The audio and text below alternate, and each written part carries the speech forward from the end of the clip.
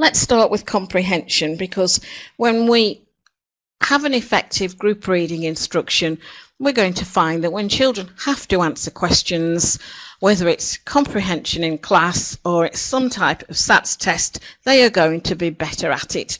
So let's define what we mean. We know that comprehension in its simplest sense means being able to describe or relate text that has just been read to demonstrate a literal understanding. We went through the difference between literal and inferential quite fully last session. However, developing a literal comprehension of text alone isn't enough. As readers, we need to interpret, evaluate and critique, as well as express more affective responses which show our feeling towards text. We need to achieve both a literal and a deeper comprehension of text if we're going to be an effective reader. So let's look a little bit about all the different kinds of questions that we can ask. Let's make sure that as a teacher we are far and away beyond those classroom situations where children are asked only literal questions. We want the full repertoire. So starting with the simplest literal questions, they're questions like, can you tell me what happened, when, where, who, what? Simplest questions like that.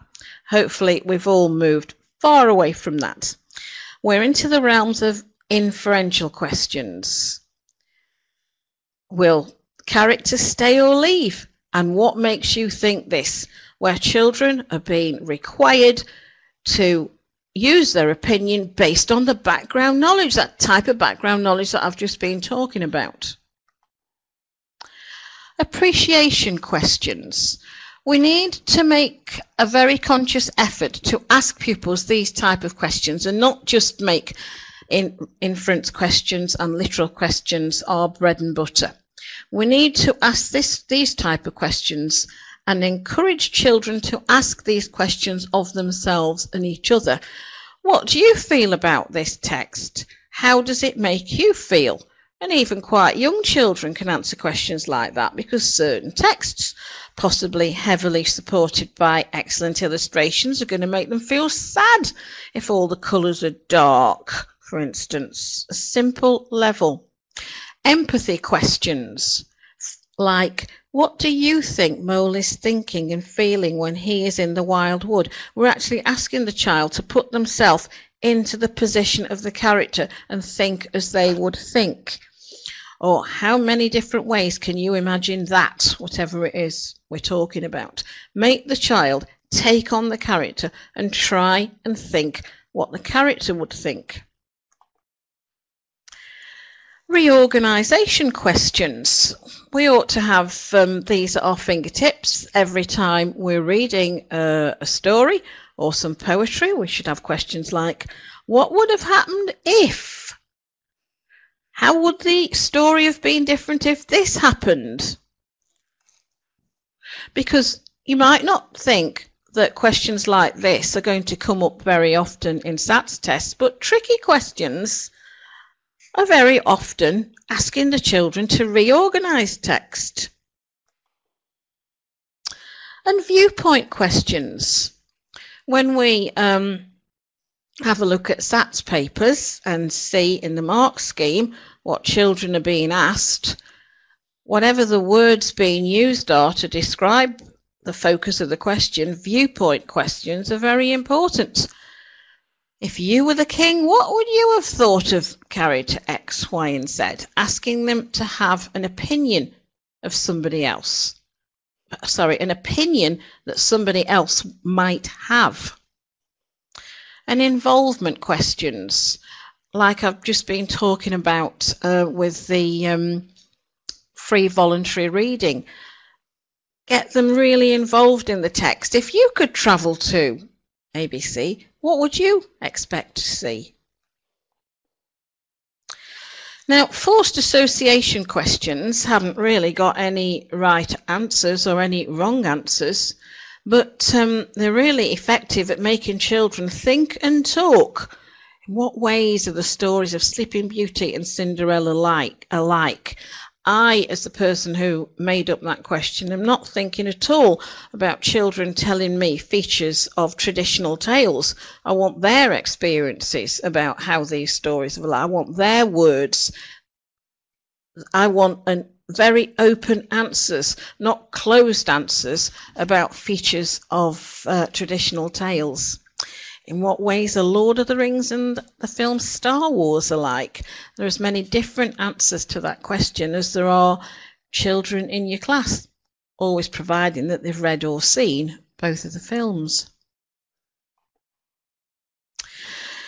Now, a little bit of research on teachers asking questions. This research was carried out some years ago by an eminent educational expert, and these are the main points that came up. In a 20-minute shared reading session, with 75 questions being asked, only half those questions were about the current text. And of that half of them were closed questions. So that means right there, and possibly think and search questions.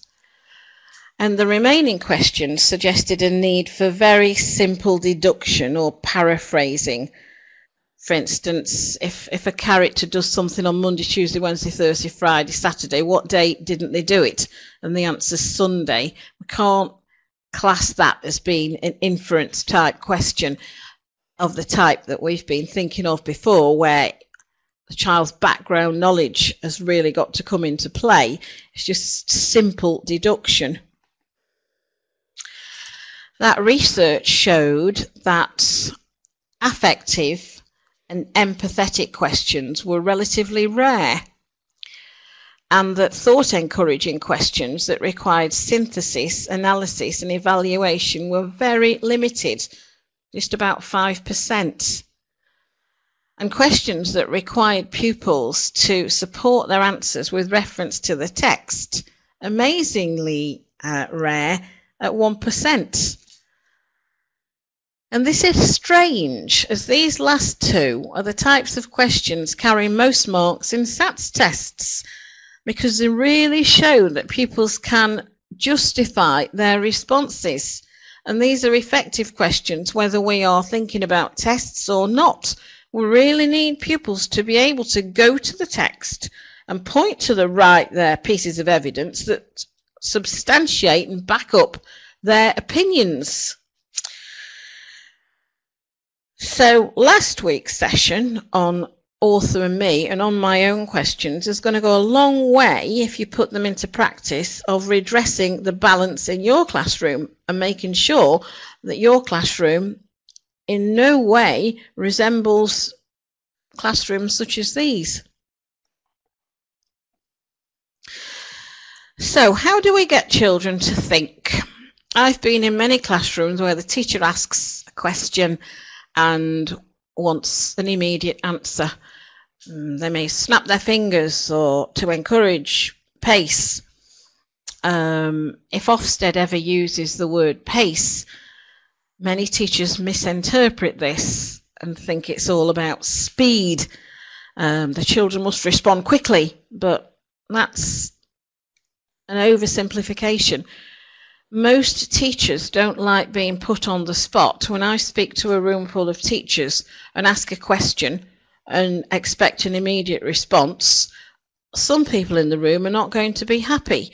And if I ask a question and expect a response and follow it up by addressing somebody by their name, or worse still, pointing at them and demanding a response, then the level of disapproval goes up and up and up. But often in the classrooms, that happens to children on a very regular basis, and it's going to cut down the response. So if we want a proper answer to our questioning, we need to facilitate discussion. And a good way of facilitating a discussion is to wait before offering any statements or prompts. and give pupils the opportunity to get their ideas in. Sometimes when you ask a question in the most pleasant and non-threatening manner, you're going to not have a reply. But the wait is important. Frequently, even the most shy and reticent children, when given support in terms of not being hurried on, being shown that the teacher is willing to wait, you will get a good response. Then it's very important to listen very, very carefully to what the pupils say and try and support practically every response, unless it's some sort of a joke or they have completely misinterpreted everything, which is going to be quite rare. So wait, listen carefully, and be prepared to accept as much as anybody possibly could, because it's those tiny percentages of improvement that a child's going to show when everything that they say is valued and taken seriously, that are going to cumulatively have an impact on their reading development.